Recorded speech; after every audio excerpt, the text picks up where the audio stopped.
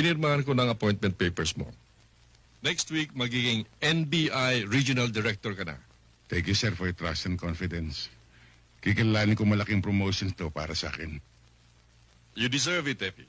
You did a very good job sa Nardong Puti case. Thank you, sir.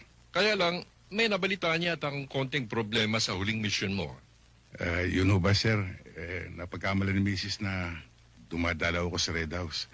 Pero nagkaliwanagan ho kami. Mas magaling yata ang undercover si Yoli kaysa sa'yo, ha?